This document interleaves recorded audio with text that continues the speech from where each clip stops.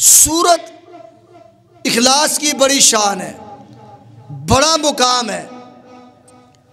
सही बुखारी में हदीस है, ये हदीस दो जगह पर आती है और ये दो वाक़या अलग अलग हैं।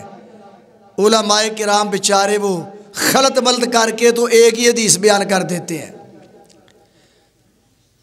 एक वाक़या हज़र का है, मस्जिद कुबा का, और दूसरा वाक़या सफ़र का है। सही बुखारी की हदीस है कि मस्जिद कुबा में आप सल्लल्लाहु अलैहि वसल्लम ने एक इमाम मुकर्रर किया था जो उनकी इमामत करवाता था। वो क्या करता था? हर रकत में सूरत फातिहा पढ़ता, बाद में सूरत इखलास पढ़ता। बात समझ आ रही है ना? हर रकत में सूरत फातिहा पढ़ता और उसके बाद सूरत इखलास पढ़ता, और सूरत इखलास के बाद साथ एक और सूरत और मिलाता। मस्जिद के नमाजियों ने कहा कि इमाम साहिब आप ऐसा करें, या सूरत इखलास पढ़ लिया करें या उसको रहने दें, कोई और सूरत पढ़ लिया करें।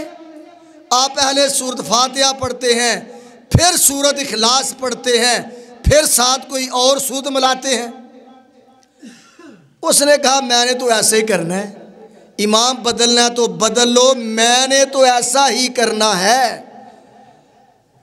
अब सहाबाए किराम रज़ी अल्लाह ताला अन्हुम पूरे इलाके से उसे अफजल समझते थे कि ये अच्छा आदमी, अफजल आदमी है, और वो पसंद करते थे कि हमारी इमामत यही करवाए, कोई और ना करवाए। खामोशी से नमाज पढ़ते रहे। नबी करीम सल्लल्लाहु अलैहि वसल्लम एक दिन उनके पास आए तो मस्जिद के नमाजियों ने आपको शिकायत लगाई अपने इमाम की।